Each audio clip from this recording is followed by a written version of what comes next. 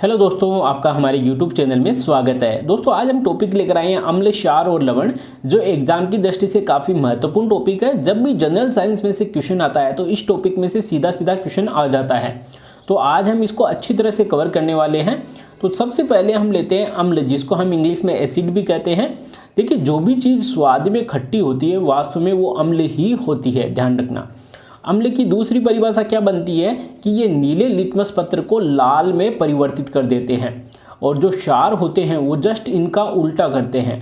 अब आपको ये कैसे याद रखोगे, तो याद रखने की आपको एक ट्रिक बता देते हैं। तो यहाँ पर देखिए अम्ल के लास्ट में क्या आ रहा है, ल।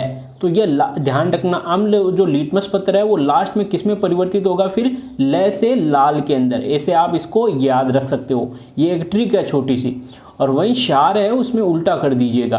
अब देखिए कुछ एग्जाम्पल्स है जो सीधे सीधे एग्जाम में आते हैं, उसके बारे में हम डिस्कस कर लेते हैं। जैसे एग्जाम में सीधा सीधा क्वेश्चन पूछ लिया जाता है, निम्न में से एसिटिक अम्ल का स्रोत है।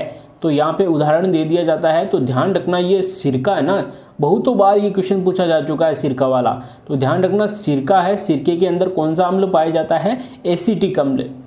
वहीं जो संतरा और नींबू होता है उसके अंदर सिट्रिक अम्ल पाया जाता है।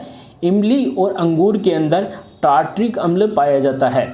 वहीं जो चींटियाँ होती है, आपने देखा होगा चींटी जब हमें काट लेती है तो बहुत जलन होती है, तो वो किसके कारण होती है, फार्मिक अम्ल के कारण। तो ये भी सीधा सीधा एग्जाम में क्वेश्चन आता है। जो दही रहता है उसके अंदर लैक्टिक अम्ल होता है। कौन सा अम्ल होता है, लैक्टिक अम्ल। तो ये अम्ल से रिलेटेड जो एग्जाम में अक्सर पूछा जाता है वो हमने आपको अच्छी तरह से कवर करा दिया। अब लेते हैं क्षार, जिसको हम बेस भी कहते हैं, और ये स्वाद में कड़वे होते हैं। ध्यान रखना कैसे होते हैं ये स्वाद में कड़वे। अब देखिए यहाँ पर अम्ल की जस्ट उल्टी परिभाषा बन रही है कि ये लाल लिटमस पत्र को नीले में परिवर्तित कर देते हैं। तो अम्ल की जस्ट उल्टी है। अब यहाँ पे और भी देखिए इसके बारे में क्या है कि ये व्यवहार में साबुन जैसा व्यवहार दर्शाते हैं। कौन, क्षार। तो ध्यान रखना, क्षार कैसा व्यवहार दर्शाते हैं, साबुन जैसा। अब देखिए क्षार के कुछ उदाहरण हैं जो एग्जाम में पूछे जाते हैं, तो उन पर हम डिस्कस कर लेते हैं। तो सबसे पहले देखिए कास्टिक सोडा, जिसको हम सोडियम हाइड्रोक्साइड NaOH कहते हैं, और इसका जो उपयोग है किस में किया जाता है, तो देखिए साबुन निर्माण में, जो साबुन है उसके निर्माण में इसका उपयोग किया जाता है। इसके अलावा जो पेट्रोलियम शुद्धिकरण में इसका उपयोग किया जाता है, इसके साथ ही दवा के निर्माण में इसका उपयोग किया जाता है। तो ये एग्जाम में सीधा सीधा क्वेश्चन आ जाता है कि पेट्रोलियम शुद्धिकरण में निम्न में से किसका उपयोग किया जाता है। तो ध्यान रखना, कास्टिक सोडे का।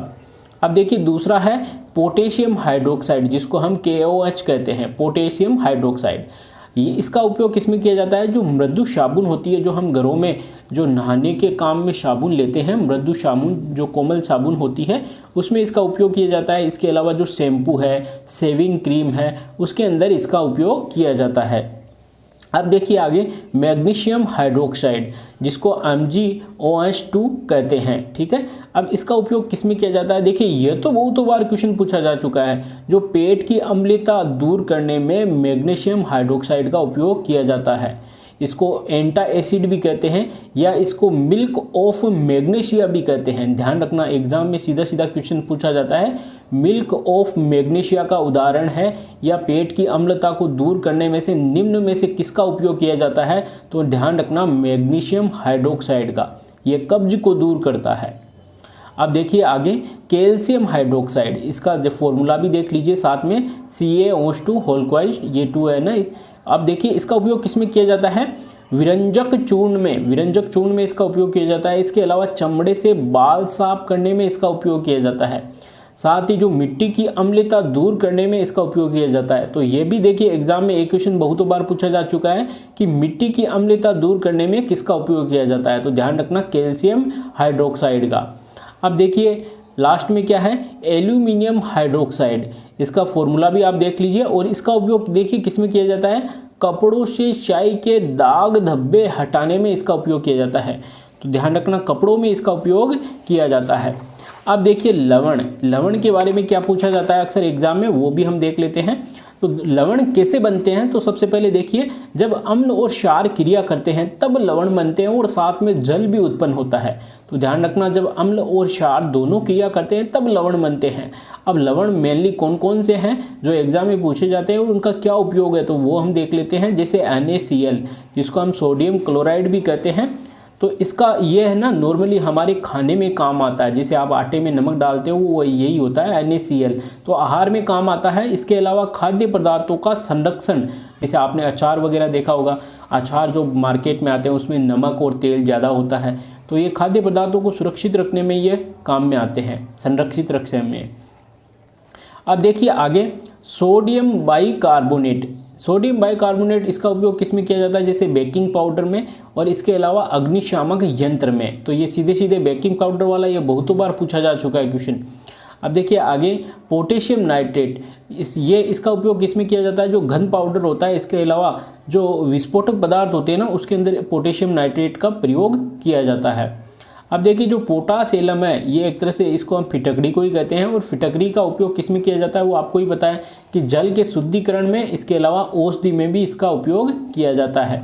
अब देखिए एग्जाम में बहुत बार एक चीज़ पूछी गई है, वो भी हम साथ में आपको बता देते हैं। 2 टर्म है यहाँ पे, जैसे एक्वारेजिया। एक्वारेजिया किसे कहते हैं, HCl है ना, हाइड्रोक्लोरिक अम्ल, और ये नाइट्रिक अम्ल HNO3, इन दोनों को मिक्स कर दें, लेकिन किस अनुपात में, 3:1 में, मतलब 3 भाग HCl के होंगे तो 1 भाग HNO3 का होगा। तो ऐसे मिश्रण को कहते हैं एक्वारेजिया, जो काफ़ी हॉट होता है, गर्म होता है, जो प्लेटिनम को भी पिघाल देता है, ठीक है ना।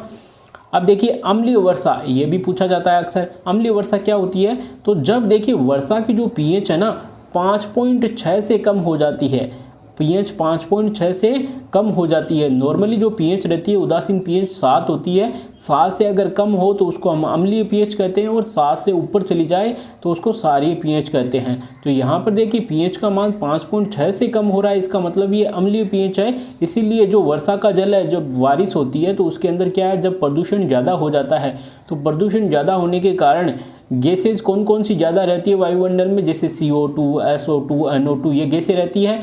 और फिर ऊपर से बादलों से जैसे ही इनके ऊपर जल गिरता है, जैसे H2O, तो ये H2O से क्रिया करती है, और क्रिया करके देखिए क्या बनाते हैं, अम्ल बना देते हैं, जैसे H2CO3, H2SO4, HNO3, ये अम्ल बना दिया। और ये जो अम्ल रहते हैं ना, ये भवनों पर या जो मार्बल रहता है उनको नुकसान करते हैं, तो इसे ही कहते हैं अम्लीय वर्षा। तो दोस्तों अगर आपको ये अच्छी तरह से समझ में आया हो तो इसको लाइक करिए और ज़्यादा से ज़्यादा शेयर करिए। धन्यवाद दोस्तों।